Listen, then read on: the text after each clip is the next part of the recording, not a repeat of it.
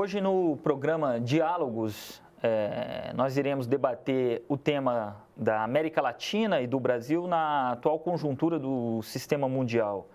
Eu sou o Jales Dantas da Costa, professor do Departamento de Economia da Universidade de Brasília, e para debater esse tema, convidamos o professor Elton Ricardo Ourix, professor da Universidade Federal de Santa Catarina e coordenador do programa de pós-graduação em Relações Internacionais dessa mesma instituição. É uma satisfação tê-lo aqui conosco. Muito obrigado pelo convite e oportunidade.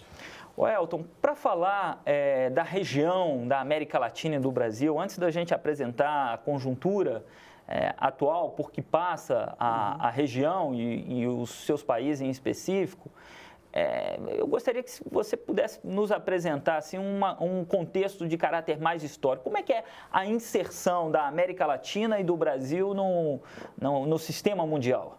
Bom, vamos lá.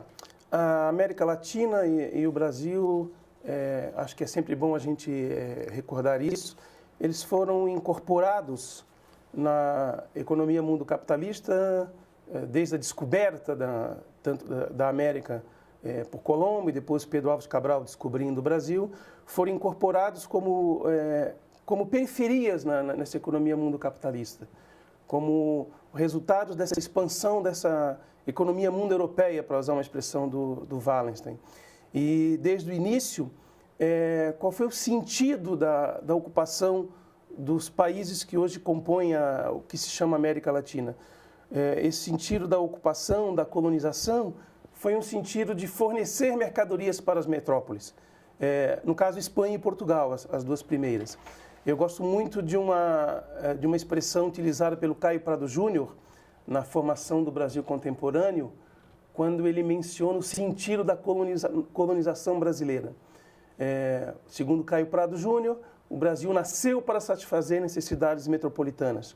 Isto é, o sentido da ocupação do nosso território, e acho que podemos estender isso para toda a América Latina, foi extração de produtos que aqui existiam e produtos que passaram a ser produzidos aqui para satisfazer o comércio europeu, para satisfazer as necessidades dos povos europeus. E a região como um todo, essas transformações que ocorreram de lá para cá, esse sentido, como é que se dá essa permanência ou rompimento desse sentido que não estava então para erigir nações, mas para atender a interesses? Perfeito. É interessante porque há uma mudança nessa percepção no século passado e na prática política e econômica no século passado, depois de mais ou menos 1930, quando os países da América Latina começam a promover processos de substituir importações, muito inspirados pelas ideias do Preps, depois do Celso Furtado, um grande economista brasileiro. Se industrializar via esse processo, exatamente. Né? Então surge a ideia e a prática de industrialização dessas economias na América Latina para passarmos a depender menos dos produtos manufaturados vindos da Europa e dos Estados Unidos e, ao mesmo tempo, com a ideia de desenvolvermos nossas economias. Então, houve todo um esforço pós-30, mas mais acentuadamente pós-Segunda Guerra Mundial, de industrialização. O objetivo qual era? Melhorar a nossa inserção na economia mundial. Agora, a gente sabe também, Elton, que nesse processo de industrialização via substituição de importações, as nações não caminharam para e passo. O caso do Brasil, do México e da Argentina se singularizam nesse processo. Exato, exatamente. O caso brasileiro é muito curioso e importante ser mencionado, por ser a principal economia, porque o Brasil teve um processo muito forte de industrialização. Efetivamente, é uma mudança importantíssima na pauta exportadora brasileira entre 1950 e 1990. O Brasil, a partir dos anos 70 especificamente, como resultado daquela industrialização, passa a ter uma pauta exportadora com preponderância de produtos manufaturados. Mas isso dura muito pouco tempo. Eu vou falar daqui a pouco, num período mais recente, há uma inversão nessa nossa pauta exportadora. Ela volta a ser o que era no período pré-1930. Então, estamos voltando de uma economia voltada para fora é um retorno, Elton, ou o PIB, a participação da indústria no produto nacional, que era 30% dentro do processo de industrialização, 30%, 80%, hoje chega a 9%. É um modelo voltado para fora? É um retorno, eu diria que é o retorno do mesmo. É o retorno do mesmo. No fundo, a manufatura como elemento-chave das nossas exportações, se a gente olhar a longa história brasileira, ela teve uma participação muito pequena como principal elemento das exportações. E é curioso porque nós somos um país fortemente industrializado. Nós temos um parque industrial o mais sofisticado da América Latina. Mas nós temos nos últimos 20 anos, e em particular nos últimos 15 anos, um retorno da preponderância do agronegócio como setor exportador. Isso tem relação também com o novo ciclo econômico que a América Latina como um todo passou a enfrentar pós-2000. O nosso ciclo econômico pós-2000 é um ciclo chamado do boom das commodities, puxado pela demanda chinesa. E aí as nossas economias elas vão se direcionar os recursos para a exportação de produtos básicos. No caso do Brasil, são 5 produtos básicos principais da nossa pauta: a soja, o minério de ferro, o açúcar, as carnes e o petróleo bruto, sequer é petróleo refinado. Então há efetivamente uma reprimarização, e não sou eu apenas quem estou dizendo isso, a Fiesp diz isso, o IPEA diz isso também, há uma reprimarização da pauta exportadora brasileira. Não só nossa, mas também dos outros países da América Latina, à exceção do México. À exceção do México. Então você poderia comentar um pouco essa diferenciação em relação à especificidade, assim, do caso do México, em vis-a-vis a... Claro. Essa reprimarização da América Latina em geral e do Brasil, como eu disse, ela foi muito determinada e é determinada pela demanda chinesa. A expansão chinesa implicou uma mudança muito importante nos preços dos produtos básicos pós-2000, uma inflação dos produtos básicos. E é óbvio que países como o Brasil, dotados de recursos naturais, foram beneficiados por essa conjuntura. Então, houve efetivamente uma loteria das commodities e um benefício dessa conjuntura. O que possibilitou, por exemplo, no período do PT no poder, de uma redistribuição de renda. Políticas redistributivas e governos progressistas na América Latina se beneficiaram dessa conjuntura. Mas é uma conjuntura do boom das commodities que se encerrou. Qual é a peculiaridade mexicana? O México não foi tão bem, não foi puxado pelo boom das commodities, mas há uma sofisticação produtiva no México com a experiência das maquiladoras, com as empresas principalmente americanas que se instalaram no lado mexicano da fronteira, atraídos por força de trabalho barata. Aparentemente, a gente observa os indicadores, parece que o México se tornou uma economia fortemente industrializada e agregando e subindo nas cadeias de valor, fazendo um upgrade industrial. Mas se nós olharmos pela ótica da distribuição de renda mexicana, nós vamos perceber que a distribuição de renda mexicana continua no mesmo patamar de décadas anteriores, isto é uma economia com força de trabalho barata, com forte concentração de renda, e não há uma mudança significativa também na economia mexicana, nesse sentido da melhoria do padrão de renda. E essa é uma característica que eu queria enfatizar. A nossa história, a história da América Latina, e do Brasil em particular, é uma história de uma profunda desigualdade de renda. Que essa loteria das commodities, para falar do caso brasileiro, que nos beneficiou na última conjuntura, nesse último ciclo econômico, apenas diminuiu um pouco a desigualdade. Mas se nós olharmos esses indicadores de 2 anos, de 2014, comparando com 1980, nós vamos perceber que o que aconteceu na América Latina, na primeira década do século XXI e no Brasil, foi apenas o reposicionamento dessas economias na posição que estavam pré-1980. Isso se deve, por exemplo, a uma mudança de caráter, porque a gente tem o caso, por exemplo, de Honduras, o caso do Paraguai, né, onde a ruptura democrática foram... E o caso mais recente, o brasileiro. Você acha que, então, os governos progressistas, como você usa a expressão, da região, qual é a especificidade? Então, desse contexto em governos, a gente tem o caso, claro, o caso da Venezuela, o caso da Bolívia e do Equador, a gente pode deixar para conversar assim, vamos dizer, dentro da nossa literatura, nós sabemos disso, tratam-se de nações que têm um ímpeto diferente, né? Agora, botando no pacote esse ímpeto progressista, que a gente pode incluir, pelo menos dentro dessa conjuntura que você trata, desde 98, com a eleição do Chaves, até 2014, vamos colocar 2016, vamos colocar assim, essa conjuntura desses governos de caráter mais progressista, envincilhado com esse boom das commodities, a cotação no mercado internacional, dos preços, não souberam aproveitar. Isso. Não souberam aproveitar e dar o catch-up. Essa conjuntura pós-98 e a chegada do Chaves ao poder coincide com a explosão dos preços do petróleo. Então, você tem razão, professor Jales, quando menciona que o chavismo foi beneficiado pela expansão do preço do petróleo. O Brasil também foi beneficiado pela expansão dos preços das commodities.